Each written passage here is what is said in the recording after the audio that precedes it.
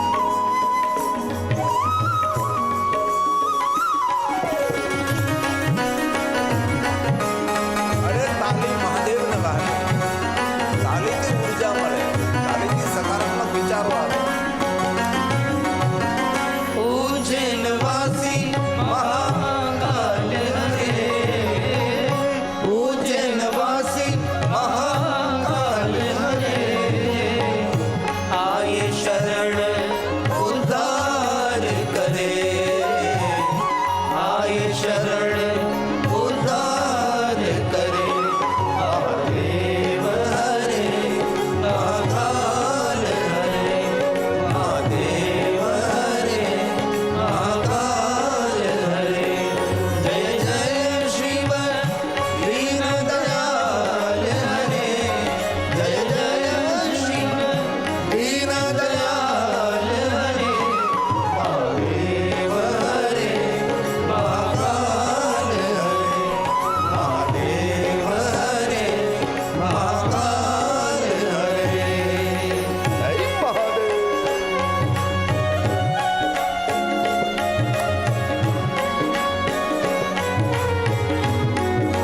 याद करिए महाकालेश्वर को, अवंती नगरी, उज्जैन नगरी, शिवरा नदी के तट पर, जहाँ 84 महादेव की यात्रा है.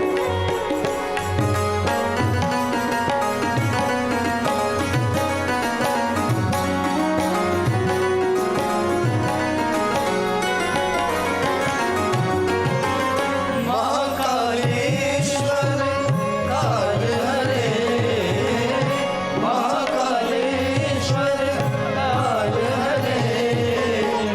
तंत्र मंत्र महाकाल हरे, तंत्र मंत्र महाकाल हरे. महादेव हरे महाकाल हरे, महादेव हरे महाकाल हरे.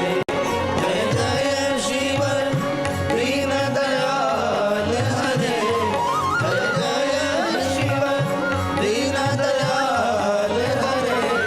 महादेव हरे महाकाल हरे, महादेव हरे महाकाल हरे.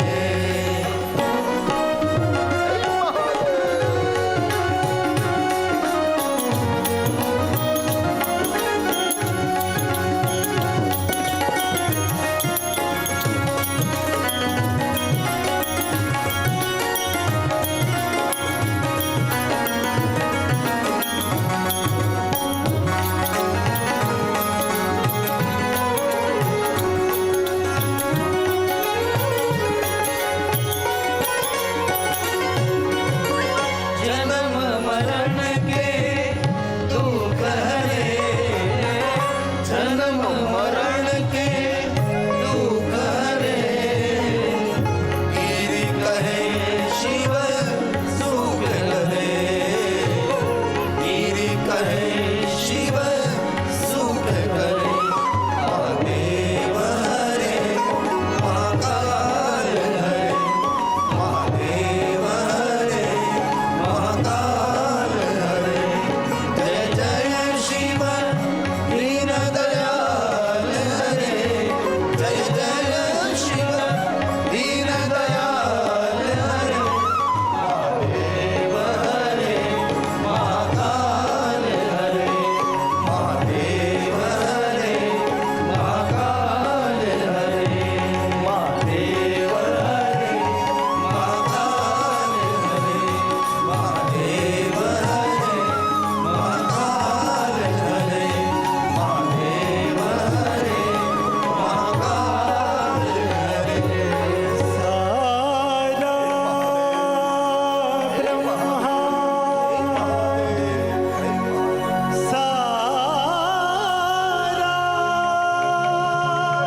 ब्रह्मांड झुकता है जिसकी शरण मेरा प्रणाम है उन महाकाल के चरण में. मेरा प्रणाम है महाकाल के चरण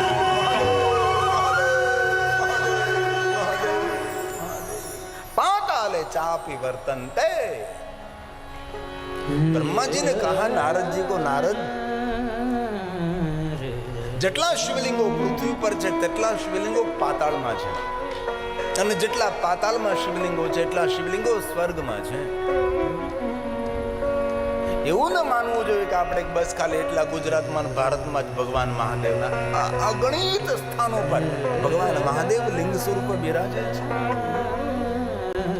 આ સ્વયં બ્રહ્માજી બોલે છે, હે નારદ, પાતાલે ચાપી વર્તન્તે. પાતાલ મેં અસંખ્ય સંખ્યામાં ભગવાન મહાદેવના લિંગ સ્વરૂપો છે અને તેટલા જ લિંગ સ્વરૂપો સ્વર્ગમાં છે. સ્વર્ગે ચાપી તથા ભુવિ સર્વત્ર પૂજ્યતે શંભો સદેવા સૂર્યમાં. સૂર, અસુર ને મનુષ્ય ત્રણેય સદેવા સૂર્યમાં સૌ ભગવાન મહાદેવના લિંગ સ્વરૂપની પૂજા કરે છે. એક વાત યાદ રાખવા જેવી છે કે આ દુનિયામાં કોઈ પણ મૂર્તિઓની આપણે કલ્પના નહીં કરી હતી ત્યારે સૂર, અસુર ને મનુષ્ય સૌ ભગવાન મહાદેવના લિંગ સ્વરૂપની પૂજા કરતા હતા. ત્યારબાદ મૂર્તિઓની કલ્પના કરી અને એ પ્રમાણે મૂર્તિઓની પૂજાનો પ્રારંભ થયો. જેના મનમાં જે કલ્પના ઉઠી, શાસ્ત્રને ધ્યાનમાં રાખી એ પ્રમાણે મૂર્તિઓનું નિર્માણ થયું છે. અને એક વસ્તુને યાદ રાખવી કે આપણે સનાતની પરંપરા, ભારતીય પરંપરા એ મૂર્તિ પૂજક નથી. આપણને કોઈ મૂર્તિ પૂજક કહીને અનાદર કરે, અપમાન કરે. ઘણા ગ્રંથોની અંદર આપણા મૂર્તિ પૂજકો માટે અપમાન ભરેલા શબ્દો લખેલા છે. તો આપણે મૂર્તિ પૂજક નથી, આપણે મૂર્તિની પૂજા નથી કરતા. અને આપણે જો મૂર્તિની પૂજા કરતા હોય તો જયપુરમાં દરેક દુકાનોમાં મૂર્તિઓ ભરી છે, ત્યાં કેમ પૂજા કરવા નથી જતા? આપણે ભગવાનની પ્રતિમા લાવીએ છીએ ને એ પ્રતિમામાં આપણે પ્રાણ પૂરીએ છીએ, પછી ભગવાનની આપણે પૂજા કરીએ છીએ. આપણે કોઈ પથ્થરની પૂજા નથી કરતા. પ્રાણ પ્રતિષ્ઠા કર્યા બાદ આપણે મૂર્તિઓની પૂજા કરીએ છીએ. અને જો આપણી મૂર્તિ પરંપરા હોય તો પૂરા ભારતમાં મૂર્તિઓના રૂપ, રંગ, પહેરવેશ, ગણવેશ એક સરખા હોવા જોઈએ, પણ નથી. તમે દક્ષિણ ભારતમાં જાઓ તો મૂર્તિના રૂપ, રંગ, પહેરવેશ, ગણવેશ, નૈવેદ્ય પરંપરા અલગ છે. આ ઓડિશા તરફ જાઓ તો ત્યાં પણ મૂર્તિના રૂપ, રંગ, પહેરવેશ, ગણવેશ અલગ છે. ગુજરાતમાં અલગ છે. ઉત્તર ભારતમાં તો બિલકુલ કોઈ મૂર્તિઓની કલ્પના નહીં કરી હતી. આપણે ભગવાન મહાદેવના નિરાકાર લિંગ સ્વરૂપનું પૂજન કરતા હતા. અને ત્યારબાદ મૂર્તિ પૂજાનો પ્રારંભ થયો. મૂર્તિ પૂજા બાદ એક અવતાર પરંપરા અસ્તિત્વમાં આવી અને અવતારને આપણે ભગવાન રૂપે સ્વીકાર્યા અને એમની પૂજા કરી. અને એક અવતારના નામથી અલગ અલગ વિચારધારાઓ પ્રગટ થઈ, આચાર્યો પ્રગટ થયા. આચાર્યોની વિચારધારા અનુસાર એક સંપ્રદાયોની સ્થાપના થઈ અને ભારત દેશની અંદર 20,000થી વધારે સંપ્રદાય છે અને આપણે સૌ સંપ્રદાયમાં વહેંચાયેલા છીએ. શિવકથા કોણ સાંભળે? તો કે મહાદેવના ભક્તો એ શિવકથા સાંભળે. કૃષ્ણ કથા કોણ સાંભળે? તો કે એ કૃષ્ણના ભક્તો એ સાંભળે. એવું ન હોય. આપણા માટે સૂર્ય એક છે, પણ અગણિત જેના કિરણો છે અને દરેક કિરણોથી સૂર્યની શોભા છે. તેથી આપણા વિવિધ પ્રકારના સંપ્રદાય, આચાર્યો, વિચારધારા એ આપણા સનાતનની શોભા છે. તેથી સંકુચિત બુદ્ધિ નહીં, સંકુચિત દ્રષ્ટિ નહીં. કેટલી વિચારધારાઓ છે. બ્રહ્મા નારદને કહે છે, નારદ, ભગવાન શિવની પૂજા એક જગતમાં નહીં, 3 જગતમાં શિવ પૂજા છે. 3 જગતમાં શિવ છે.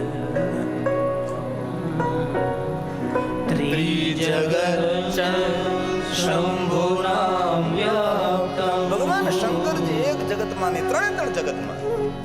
જગતગુરુ દ્વારકાધીશ કૃષ્ણ છે, પણ ભગવાન મહાદેવ તો ત્રિભુવન ગુરુ છે, ત્રિભુવન દેવતા છે. સર્વ દેવતાઓ અંદર શિવ છે. ભલે તમે કોઈ પણ સંપ્રદાયમાં, કોઈ પણ વિચારધારામાં જોડાયેલા હોય, પણ શિવની ભક્તિ નહીં છોડવી. મહાદેવને કોઈ ભૂલવા નહીં.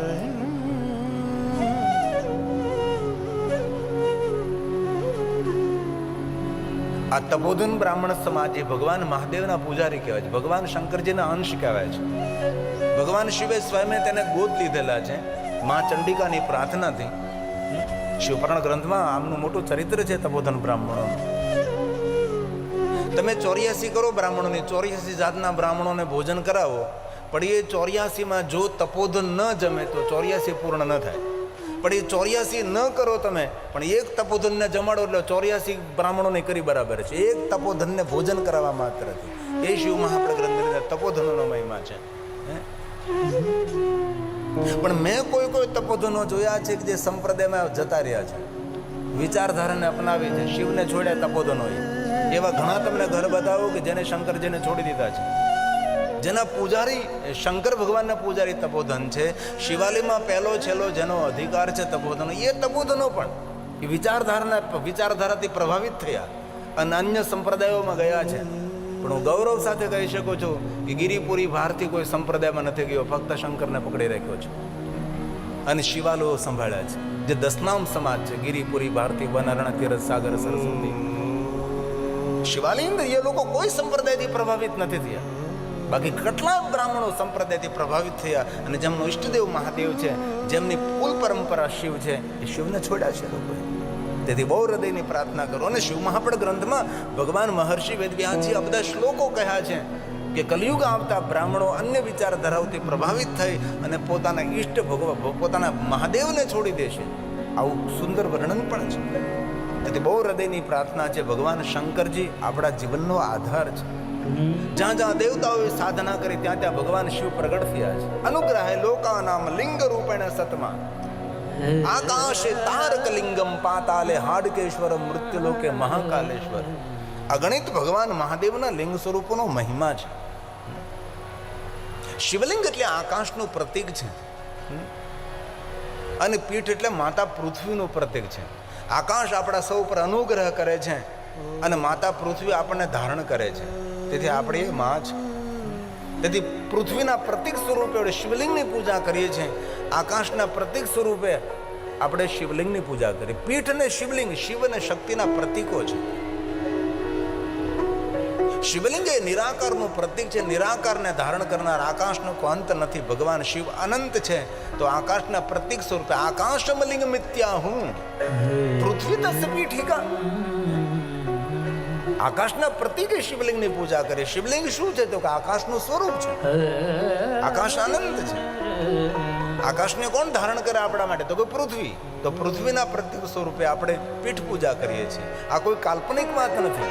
આકાશલિંગ મિત્યાહુ પૃથ્વી તસ્ય પીઠિકા આલયં સર્વદેવાનાં તસ્માत् લિંગમુચ્યતે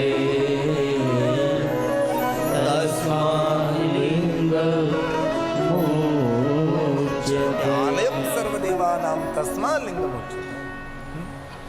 વિશ્વના દરેક દેવી દેવતાઓનું સ્થાન એ શિવલિંગમાં છે. તેથી દરેક મનુષ્ય ભગવાન મહાદેવના લિંગ સ્વરૂપની પૂજા કરવી જોઈએ. કારણ કે અંતરિક્ષમાં આ બ્રહ્માંડમાં અનંત કોટી બ્રહ્માંડમાં જેટલા દેવતાઓ છે, સર્વ દેવતાઓની પૂજા એક શિવલિંગની પૂજા કરવાથી પ્રાપ્ત થાય છે. ધરતી આપણી માં છે, આકાશ આપણા પિતા છે. અને ભૂલા વગર જ્યારે સવારમાં ઉઠો, બિસ્તર ઉપરથી ધરતી પર પગ મૂકો, પૃથ્વી પર પગ મૂકતા પહેલા માતા પૃથ્વીને પ્રણામ કરવા જોઈએ. એ આપણા સ્વાધ્યાય પરિવાર પૂજ્ય શ્રી પાંડુરંગ શાસ્ત્રી દાદાએ આ બધું શીખવાડ્યું છે આપણને. ઉઠીને મોબાઈલ દર્શન નહીં, કર દર્શન. કેટલી સુંદર સ્વાધ્યાય પરિવારે કેટલી સેવા કરી છે. આપણા પરમ પૂજ્ય પાંડુરંગ શાસ્ત્રી દાદાને તો જેટલા પ્રણામ કરીએ એટલા ઓછા છે. ગામડે ગામડે શહેર જય અને જેને ધર્મ ઉત્થાનનું કેટલું મોટું કાર્ય કર્યું છે. જય યોગેશ્વર બોલતા સૌને કર્યા છે. તેથી સમુદ્ર વસને દેવી પર્વત સ્તન મંડલે વિષ્ણુ પત્ની નમસ્તુભ્યં પાદ સ્પર્શમ ક્ષમસ્વ. આપણું જીવન કેવું હોવું જોઈએ તો મહત્વનું છે, પણ આપણી રાત્રિ કેવી હોવી જોઈએ એ પણ મહત્વની છે. અને આપણી સવાર કેવી હોવી જોઈએ એ પણ બહુ મહત્વનું છે. કઈ રીતે સૂવું, કઈ રીતે સવારમાં જાગવું તેની પણ માણસને ખબર નથી. આ બધું આચાર્યો પાસેથી શીખવું જોઈએ કે કઈ રીતે રાત્રે સુવાય, રાતનું ભોજન, સવારનું ભોજન, બપોરનું ભોજન. આપણે પાસે જીવન જીવવાની કોઈ શૈલી જ નથી. આડેધડે જીવન જીવનારા માણસો છીએ આપણે. વર્તમાનમાં કેટલા ડોક્ટરો વધી રહ્યા છે, કેટલી હોસ્પિટલો બની રહી છે. શા માટે? આપણે શું રોગને આમંત્રણ આપી રહ્યા છે? માતા પૃથ્વીને પ્રણામ કરો. કેવી રીતે સવારમાં બિસ્તર છોડવું જોઈએ એનું પણ વર્ણન છે. कराग्रे वसते लक्ष्मी. લક્ષ્મીજીને યાદ કરો, ધન સંપત્તિ ભરપૂર રહે. कर मध्ये सरस्वती. कर मूले तु गोविंद. प्रभाते कर दर्शनम. प्रभाते कर दर्शनम. સવારમાં બીજું કઈ ન કરી શકીએ, પણ સૂર્ય ઉગે પહેલા બિસ્તર છોડી દેવું. સૂર્ય ઉદય થાય અને માણસ સૂતો રહે, બિસ્તરમાં પડ્યો રહે, તેની પ્રગતિ કેવી રીતે થાય? તેના જીવનમાં તેજસ્વીતા કેવી રીતે આવે? તેથી આપણા યુવાન દીકરા દીકરીને કહે કે બેટા, બહુ નહીં પણ કમસે કમ સૂર્ય ઉદય પામે એ પહેલા તારે બિસ્તર છોડી દેવું જોઈએ. સૂર્ય ઉગ્યા પછી જે માણસો સૂતા રહે, કફ અને પિત્તના દર્દો થાય, તેનું બેલેન્સ ખોરવાઈ જાય છે. તેથી સવારમાં થોડા વહેલા જાગીએ અને સ્નાન કરી પવિત્ર બની અને ભગવાન સૂર્યનારાયણનું સ્વાગત કરીએ આપણે.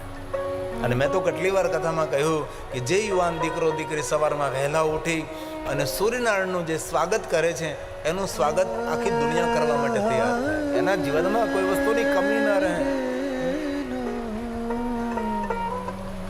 જગતને જીતવું સહેલું, પણ સવારમાં આપણા બિસ્તરને જીતવું એ બહુ કઠિન છે. કારણ કે બિસ્તર એટલું બધું પકડી રાખે, હજી થોડુંક સૂઈ લઉં, હજી થોડુંક સૂઈ લઉં, હજી થોડુંક સૂઈ લઉં, સૂવાનું પૂરું જ ન થાય. તે થોડા વહેલા જાગીએ, બ્રહ્મ મુહૂર્તમાં જાગવું જોઈએ, પ્રાતકાલ ઉઠવું જોઈએ, સૂર્યનારાયણને નમસ્કાર કરીએ, રોજ સૂર્યનારાયણને પ્રણામ કરીએ આપણે. ઓમ ભાસ્કરાય વિદ્મહે દિવાકરાય ધીમહિ તન્નો સૂર્ય પ્રચોદયાત્. आदित्यस्य नमस्कारं ये कुर्वन्ति दिने दिने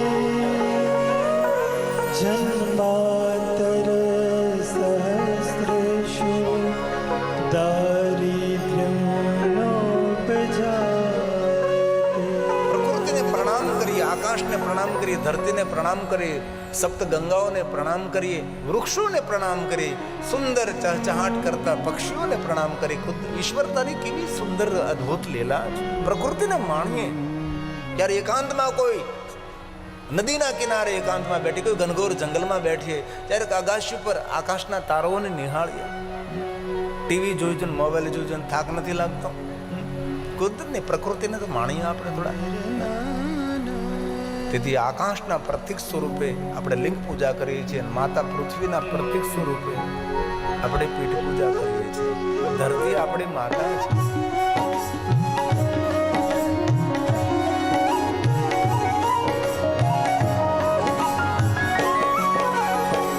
धरती मेरी माता पिता समान.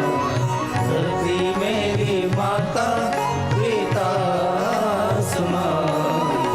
मुझको तो अपना सा लागे सारा जहां. धरती मेरी माता पिता समान. धरती मेरी माता पिता समान.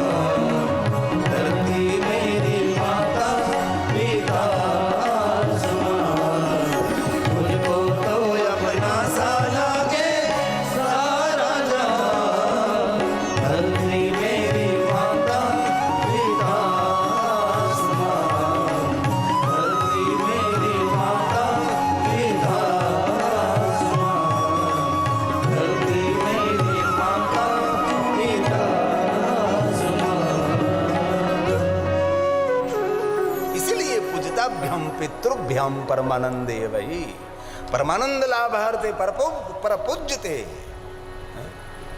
જીવનના વિશેષ આનંદ માટે ભગવાન મહાદેવની પૂજા કરવી છે. શિવલિંગ પ્રપૂજ્યતે, વિશેષ પ્રકાર છે મહાદેવની પૂજા કરવી છે. શા માટે? સા દેવી જગત માતા સ શિવો જગત પિતા. આપણા સૌના માતા પિતા છે.